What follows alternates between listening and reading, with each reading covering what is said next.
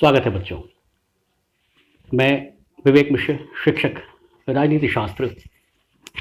आज अध्याय 2 लोकतंत्र क्या और लोकतंत्र क्यों विषय पर हम चर्चा करेंगे। पिछले अध्याय में हम लोगों ने ये पढ़ा था कि किस प्रकार से समकालीन विश्व में लोकतांत्रिक शासन व्यवस्था या पद्धति दुनिया में सबसे ज़्यादा लोकप्रिय शासन व्यवस्था मानी जाती है और ऐसा क्यों है और इसे क्यों दूसरी व्यवस्थाओं से बेहतर माना जाता है या यही शासन की सर्वोत्तम व्यवस्था क्यों है, आज हम इस विषय पर चर्चा करेंगे।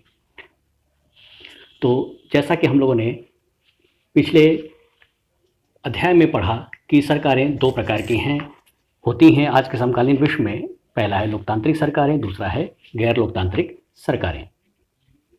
लोकतंत्र क्या है, पहले इस विषय को हम समझते हैं, इस शब्द को समझते हैं कि लोकतंत्र शब्द आया कहाँ से।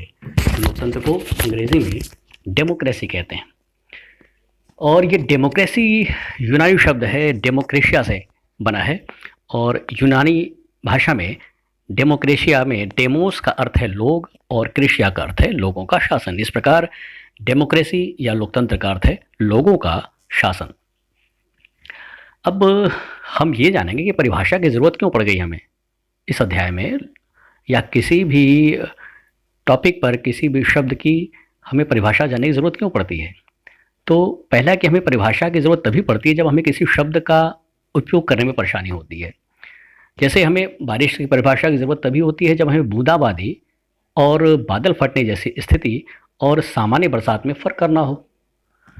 लोकतंत्र पर भी यही बात लागू होती है। हमें इसके लिए भी स्पष्ट परिभाषा की ज़रूरत है क्योंकि लोग इस शब्द का अर्थ अलग अलग अर्थों के लिए करते हैं। बहुत अलग अलग तरीके की सरकारें भी खुद को लोकतांत्रिक की कहती हैं और आगे हम इस संदर्भ में चर्चा करेंगे कि कैसी सरकारें हैं जो अपने आप को लोकतंत्र कहना या कहलवाना चाहती हैं, परंतु वास्तव में वो लोकतंत्र नहीं है। उनके यहाँ शासन व्यवस्था लोकतांत्रिक पूर्ण रूपेण नहीं है, यानी दिखावटी लोकतंत्र है। तो हम आगे इस पर चर्चा करेंगे। तो एक सरल परिभाषा हम लोकतंत्र की समझ लेते हैं। पिछले अध्याय में भी हमने इसके विषय में चर्चा किया था कि लोकतंत्र शासन का एक ऐसा रूप है जिसमें शासकों का चुनाव लोग करते हैं या लोगों के द्वारा शासकों का चुनाव किया जाता है। इसी संदर्भ में एक बड़ा ही जाना माना एक परिभाषा है, जानी मानी। अमेरिका के भूतपूर्व राष्ट्रपति थे अब्राहम लिंकन। उनकी परिभाषा डेमोक्रेसी या लोकतंत्र के संदर्भ में बड़ी सर्वमान्य है कि लोकतंत्र जनता का जनता के लिए और जनता के द्वारा चुना गया शासन होता है या शासन पद्धति होती है। तो क्या हर देश में जो लोकतंत्र का स्वरूप दिखाई देता है वो वास्तविक लोकतंत्र है या सिर्फ दिखावटी लोकतंत्र है? जैसा कि पिछले अध्याय में हम लोगों ने देखा था, पोलैंड और चिली की शासन व्यवस्था के संदर्भ में। तो क्या ये दी गई परिभाषा पूर्ण है या पर्याप्त है? तो इससे हमें ये समझ में आता है कि लोकतंत्र का मतलब लोक का शासन है, पर इस परिभाषा का प्रयोग हमने यदि बिना सोचे समझे किया तो उन सभी सरकारों को लोकतंत्र कहना पड़ जाएगा जो चुनाव करवाती हैं।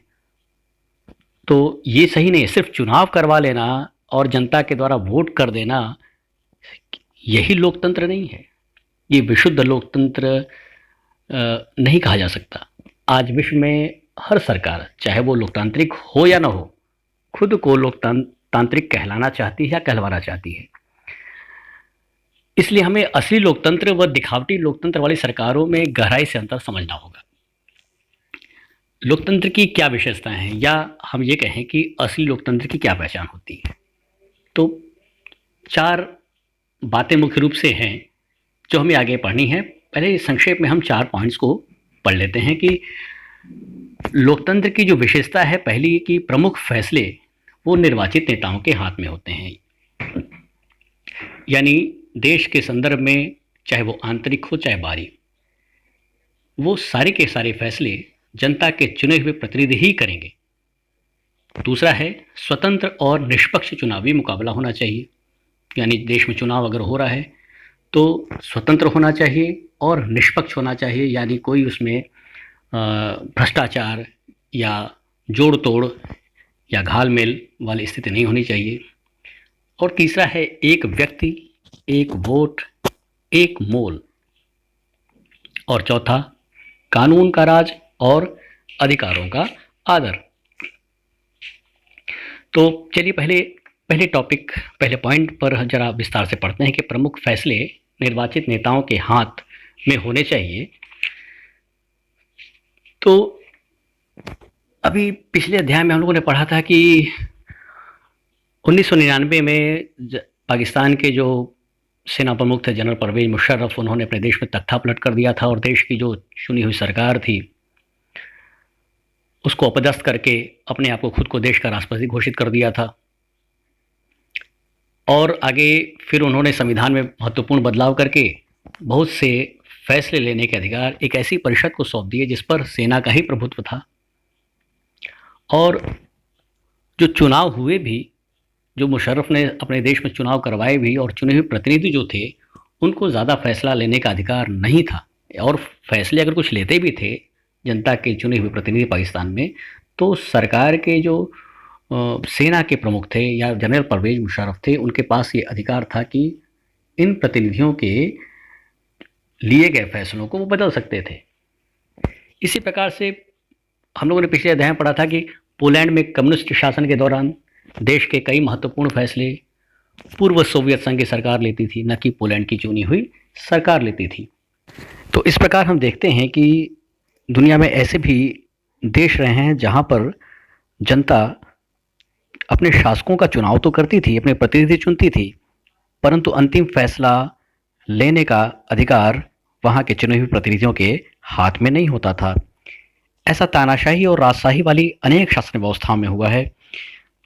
यानी वहां औपचारिक रूप से चुनी हुई संसद और सरकार तो होती थी, पर असली सत्ता उन लोगों के हाथ में होती है या होती थी जिन्हें जनता नहीं चुनती। ऐसे मामलों में असली ताकत विदेशी शक्तियों के हाथ में रहती है, न कि चुने हुए प्रतिनिधियों के हाथ में। इसे लोगों का शासन या लोकतांत्रिक शासन कतई नहीं कहा जा सकता। तो इस प्रकार से हम देखेंगे कि लोकतंत्र में अंतिम निर्णय लेने की शक्ति लोगों द्वारा चुने हुए प्रतिनिधियों के पास ही होनी चाहिए। अब अगली जो विशेषता है लोकतंत्र की, दूसरी, स्वतंत्र और निष्पक्ष चुनावी मुकाबला। तो हम देखते हैं कि चीन में केवल कम्युनिस्ट पार्टी के सदस्यों को ही चुनाव लड़ने का अधिकार है। वहाँ चुनाव भी नियमित रूप से होते हैं। लेकिन जिस देश में सिर्फ एक ही पार्टी हर बार चुनाव लड़ती है और सत्ता में आ जाती है, क्या ये वास्तविक लोकतंत्र कहा जा सकता है? कतई नहीं। एक और देश है मैक्सिको। मैक्सिको में हर 6 वर्ष में चुनाव होते हैं। वहाँ कभी सैनिक तानाशाही या फौजी शासन भी नहीं रहा, लेकिन हर चुनाव में PRI नामक पार्टी है, यानी इंस्टीट्यूशनल रिवोल्यूशनरी पार्टी, इसी को जीत मिलती थी। विपक्षी दल चुनाव में हिस्सा लेते थे पर कभी उन्हें जीत हासिल नहीं होती थी, क्योंकि जो सत्तारूढ़ दल यानी PRI थी चुनाव में हमेशा भ्रष्टाचार करती थी, तमाम हथकंडे अपनाया करती थी। सरकारी स्कूलों के अध्यापक अपने छात्र छात्राओं के माता पिता को PRI के लिए ही वोट देने के लिए कहते थे। तो ये कहीं से भी वास्तविक लोकतंत्र नहीं कहा जा सकता था। तो इस प्रकार से ये मैक्सिको और चीन की स्थिति को अगर हम देखें तो जनता वहाँ सरकार तो चुनती है, अपने प्रतिनिधियों को चुनती है, सरकार बनाने में अपना सहयोग करती है, लेकिन ये कहीं से भी स्वतंत्र लोकतंत्र या वास्तविक लोकतंत्र नहीं कहा जा सकता। तो लोकतंत्र की एक और खूबी है कि लोकतंत्र निष्पक्ष और स्वतंत्र चुनावों पर आधारित होना चाहिए, ताकि सत्ता में बैठे लोगों के लिए जीत और हार के समान अवसर हों। अगली जो तीसरी विशेषता है, एक व्यक्ति एक वोट एक मोल। इसका अर्थ होता है कि देश में हर व्यक्ति को सार्वभौमिक मताधिकार हो, सार्वभौमिक वयस्क मताधिकार होना चाहिए। यानी जो भी 18 वर्ष की उम्र प्राप्त कर लिया, हमारे देश के संदर्भ की चर्चा करते हैं तो 18 वर्ष की उम्र प्राप्त कर लेने के बाद देश का हर नागरिक अपने प्रतिनिधियों को चुन सकता है चुनाव में। लेकिन कुछ वर्षों पहले तक दुनिया के विभिन्न देशों में अपने हर नागरिक को यह अधिकार नहीं दिया गया था। सऊदी अरब की बात करते हैं तो सऊदी अरब में सन 2015 तक, उसके 2015 के पहले तक वहाँ की महिलाओं को वोट देने का अधिकार नहीं था। इसी प्रकार से एस्टोनिया में रूसी अल्पसंख्यक लोगों को मतदान का अधिकार प्राप्त करने में मुश्किल होती थी। फिजी एक देश है, फिजी के चुनाव में वहाँ के मूल वासियों के वोट का महत्व भारतीय मूल के फिजी नागरिकों के वोट से ज़्यादा है। तो यानी अगर किसी देश में चुनाव हो रहा है और एक व्यक्ति अगर वोट डाल रहा है तो उस वोट की जो कीमत है यानी वैल्यू है वो सभी मतदाताओं के वोट के बराबर होनी चाहिए। यही लोकतंत्र के चुनाव की सबसे बड़ी खासियत है। अगर अलग अलग नागरिकों के वोट का महत्व या मोल अलग अलग हो गया तो ये फिर छद्म लोकतंत्र कहा जाएगा, वास्तविक लोकतंत्र कतई नहीं हो सकता। तो एक जो खूबी निकल के आई, इसका मतलब ये हुआ कि लोकतंत्र में हर वयस्क नागरिक का एक वोट होना चाहिए और हर वोट का एक समान मूल्य होना चाहिए। अगली जो विशेषता है लोकतंत्र की, वास्तविक लोकतंत्र की, वह है कानून का राज और अधिकारों का आदर। जिम्बाब्वे के संदर्भ में चर्चा करते हैं। जिम्बाब्वे में 1980 में आज़ादी के बाद से ही ज़्यादातर रॉबर्ट मुगाबे की सरकार रही है। रॉबर्ट मुगाबे अपने देश के लोकप्रिय नेता भी थे, परंतु इलेक्शन में, चुनाव में वो हमेशा गलत तरीके अपनाते हैं, धांधली होती है और चुनाव जीतने के लिए रॉबर्ट मुगाबे की जो सरकार थी, मीडिया, न्यायपालिका व अन्य सभी संस्थाओं पर अंकुश लगा करके रखती है जो सरकार या उसकी नीतियों का विरोध करती हों। तो इस प्रक्रिया में कई बार जनता के जो बुनियादी अधिकार हैं उनका अतिक्रमण हो जाया करता है। सरकार विरोधी प्रदर्शनों और आंदोलनों को गैर कानूनी घोषित कर दिया गया है। तो ये कहीं से भी वास्तविक लोकतंत्र की खूबी नहीं कही जा सकती। तो एक लोकतांत्रिक संविधान, एक लोकतांत्रिक व्यवस्था के अंतर्गत ये ज़रूरी है कि सरकार नागरिकों के कुछ बुनियादी अधिकारों का आदर करे, उनको सोचने की, अपनी राय बनाने की, सार्वजनिक रूप से अपने विचार व्यक्त करने की, संगठन बनाने की, विरोध करने की और अन्य राजनीतिक गतिविधियां करने की स्वतंत्रता नागरिकों को प्राप्त होनी चाहिए। इसी प्रकार एक लोकतांत्रिक सरकार सिर्फ इसी कारण से मनमानी नहीं कर सकती कि उसने चुनाव जीता है, बल्कि उसे अल्पसंख्यक समूहों को दी गई गारंटियों का भी आदर करना पड़ता है। अतः जो चौथी विशेषता है उसका जो निचोड़ निकलता है, उसका मतलब है कि एक लोकतांत्रिक सरकार संवैधानिक कानूनों और नागरिक अधिकारों द्वारा खींची गई लक्ष्मण रेखाओं के भीतर ही काम करती है।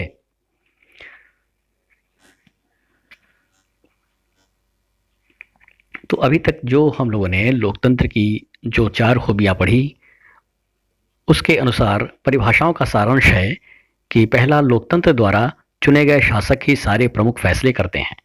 दूसरा, चुनाव लोगों के लिए निष्पक्ष अवसर और इतने विकल्प उपलब्ध कराता है कि वे चाहें तो मौजूदा शासकों को बदल भी सकते हैं। यानी अगर वर्तमान सरकार मनमानी कर रही है, जनता पर निरंकुश हो गई है और तमाम संवैधानिक अधिकारों का दुरुपयोग कर रही है, तो लोकतांत्रिक शासन व्यवस्था की खूबी है कि जनता के पास ये अधिकार होता है कि अगले इलेक्शन में वह इस सरकार को बदल सकती है अपने मतदान के द्वारा। तीसरा है, यह विकल्प और अवसर सभी लोगों को समान रूप से उपलब्ध होनी चाहिए। यानी मत देने का अधिकार सभी को होना चाहिए और अन्य पार्टियों को भी देश में सरकार बनाने की और शासन सत्ता में भागीदारी करने की छूट होनी चाहिए, समान रूप से सुनता होनी चाहिए।